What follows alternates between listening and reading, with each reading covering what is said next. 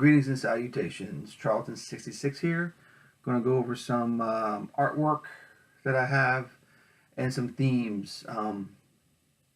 As you can tell on my wall, I do collect original artwork. I go for artists, obviously, that I like and characters that I like. But one of the things that are elusive to me, again, I'm a Charlton guy. So some of the stuff that's elusive to me is artwork from Charlton. If you can find it, it's up there in price, and sometimes it's out of my price range. Um, Obviously, Ditko would be one of the ones that's out there that's very very very very pricey. But there are other artists that are out there that I go to, that I get, I find my characters from Charlton that I like, but which is all of them, and I get, it's a theme, go to an artist and get a commission done with them on certain characters. And one of the ones I'm going to talk about is Joe Staten, which Joe Staten is one of these artists that is been around. If you're not familiar with him, look him up. You'll see how much stuff that he's done, the creations that are under his belt. And he's one heck of a nice guy. He does the convention circuit, him and his wife Hillary, which are just, they're phenomenal people. He's a Charlton alumni. I mean, the guy has been with Charlton, and that was one of his first gigs was with Charlton, and he's done tons of stuff for Charlton, DC. Some of the stuff that he's done, you'll be surprised. You're like, you wouldn't think that he did what he's done. Like, why did I know about this person before? So if you're ever at a convention and you see Joe Staten and his wife, go up, say hi. If you can get a commission done from him, by all means, it's well worth it. So one of the things that I've done is one of the characters, obviously, from Charlton is Peter Cannon Thunderbolt, right here. And obviously it's hard to find, like I said earlier, hard to find artwork from Charlton with these characters. A lot of times Charlton destroyed the artwork. Other times it went to the artists and out into the dealers and stuff. So then I had Joe Chin do this Peter Cannon Thunderbolt for me, which I just asked for a sketch, and she put all into it, ink wash, markers, you name it. So I thought that was a pretty decent thing for her to do, and it's a phenomenal job. So again, one of the characters that are from Charlton that I really dig right there, Joe Chin. And another artist that he doesn't get enough, in my opinion, enough props. He's been around for a while, and mostly with the independent circuit, but he's done stuff for IDW, and I can't remember what other company he's done work for. But he does a lot of his own stuff. It's Steve Conley, and right now he's doing a online comic. You can read it for free, called Middle Age Comic. It's called Middle Age, but go to the website middleagecomic.com, and right there you can read this new creation that he's done, which is quite humorous and touching at the same time. Great stuff. You can read it online. But Captain Atom, Charlton, obviously, Captain Atom, and he did on the backing board for me a nice Captain Atom right there. And sometimes he doesn't charge. Free comic book day, I got Blue Beetle from him. Again, he draws and draws, and he does it for free. People come up during free comic book day, and he doesn't charge a dime. So if you ever see him in the convention circuit, go by and say hi. And he's a great guy. Can't say enough about Steve Conley. Excellent Blue Beetle. Another one of these great characters Charlton did was Peacemaker, which is kind of a wild character in a way that to get peace, he needs to bring war. So that's how he gets peace, only from Charlton, right? His helmet is drawn different ways by different people. Traditionally, his helmet is like this, what looks like a half of a donut on his head. Then other times it's drawn where it's this way, kind of like how a Roman centurion has their helmet. So one of my favorite artists is Jim Calafiore, and Jim Calafiore did a Peacemaker for me, which I think turned out phenomenal. So again, I'm going to these artists, getting artwork done for my Charlton characters. It's my theme, to get all the characters done at some point by some artists, so I could have everybody with the Charlton lineup rendered in another way other than the comic book. So that turned out pretty good. Talked about Joe Staton, and Joe Staton is a hardcore Charlton guy. And one of the things that I thought it really tells how Joe was made to me for Charlton was, here he is, was it back in 1970 with him and his wife Hillary. They're on their honeymoon visiting the Charlton Press in Derby, Connecticut. Now, if that's not destined to be a comic book artist with Charlton, I don't know what is. But there they are, 1970. They're still together to this day. And I had him sign this, of course, right up here on the top. And his wife Hillary, they did an awesome interview for Comic Book Creator, right here, Joe Staton. And Hillary signed it there, and Joe Staton signed it right up there. Again, you go through any Charlton book in the 70s, you're going to see Joe Staton. Of course, he created E-Man, along with Nick Cuddy. They've got E-Man together. But another creation that he did was a character called Mike Mauser. He appeared in E-Man #3, but he was also a backup feature in Vengeance Squad, right here. And this is the first issue, but it really, to me, took off with issue 2 when Pete Morisi was doing the artwork, other known as Pam, but it's Peter Morisi. And he only did artwork for Charlton. He moonlighted for Charlton.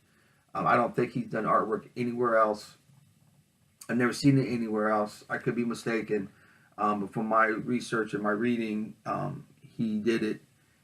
He was a cop, and he was a police officer, and he moonlighted and did artwork for Charlton, because he couldn't have a second job with the police force he was with. I think it was New York. Wouldn't let him have a second job, so he moonlighted and went under the pseudonym of Pam, P-A-M. But so Mike Mauser, he appeared in these issues. The creation of Joe Staton, one of these little hard-boiled detective guys that was always sloppy and dirty, and but he was a pal of E-Man. But there's Mike Mauser right there. Think of Dustin Hoffman and Straw Dogs. That's what he's really. Joe Staton used that as a model. But there's little Mike Mauser right here. So he's always dirty, but a little guy. But he's tough. He's streetwise. He's smart. And right here from Joe Staton, Mike Mauser right there. Also got some mustard stains or whatever all on his lapel and his tie.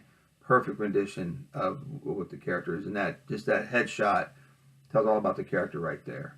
Of course, he carried a Mauser machine pistol, was his weapon of choice, and he's one of these guys that shoot first, ask questions later type of character.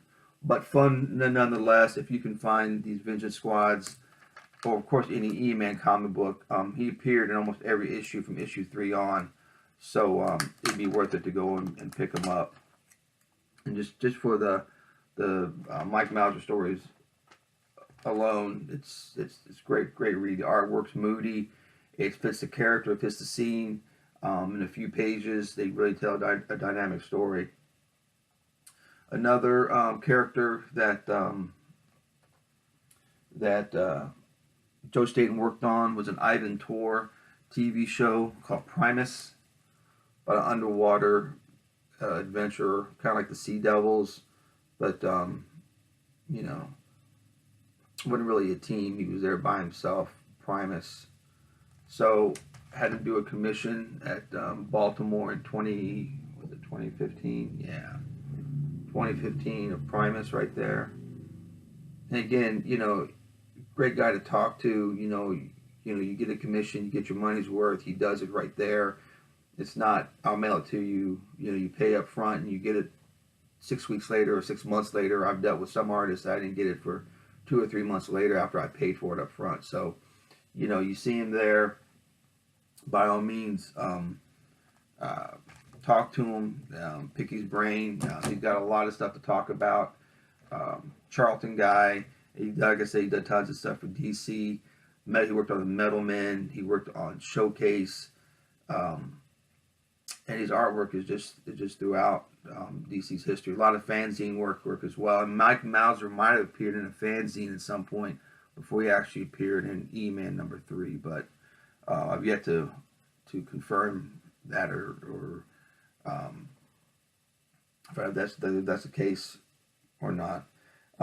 Back to original artwork, it's one of these things that, we collect things you want to collect. There's people think rarity is value or value is rarity. One of one is what you get with original artwork. Not talking about sketches or commissions, but it's still, that is a personal thing that you had done from the artist that you have in your collection. But the original artwork, you can't get any rarer than having a piece of original artwork or any type of medium of the comic book world that you're closer to the comic than having the original page from a comic book that you like, that you enjoy, a characters on it that you like. It may be one panel and maybe a splash page. It may be, 2 or 3 pages or the whole story. I know people who have the whole story of a comic book in original artwork form. But it's one of one. You can't get any rarer than that. And any personal association with a character or a creator than having a piece of their artwork on your wall in your collection. The artist editions that are coming out now from IDW, those pages have to be found from out in the wild. They have to find the collectors who have them to put them together. So because they can't reprint them or they can't produce those books without having the pages there. So you have an IDW going to collectors and saying, hey, can we borrow this page to put this Jack Kirby book together? Whoever, Jack Davis, whoever that they're doing. Those artwork pages are coming from collections. They're not reproducing them from the comic book. So you've got something in your collection that no one else has. You have it. You own on to it. And the thing about original artwork that we know the price goes up, and it's one of those things that you can't put a price on it. I mean, you can and you can't. I mean, it's whatever the market dictates, agreed. But when you got one of one something, it's what can you say about it other than it being a rare item? So one of those things to think about. It's one of those things where you go to an artist and you buy a page from them and you have them sign it and you talk to them about the page. The method that they worked on those pages is phenomenal. So one of the things to think about in your collection, if you're not dove into the artwork or commissions or whatever, that it's there's some inexpensive artists that are out there that don't charge that much for commissions. And once you get the end product, you're pretty happy with it. You're looking at it like, wow, what the artist put into it. So it's one of those things to think about. So that's my theme for right now for getting artwork done by the Charlton, with the Charlton characters by other artists that are out there. And it's one of those things too that when people see it and they're holding it in their hand, it's pretty unique experience. So anyway, I hope you enjoyed the video. And if you have any Charlton pages or you know of anyone with anyone with Charlton pages to sell or trade, please let me know. It'd be phenomenal. Again, thanks for viewing and subscribing.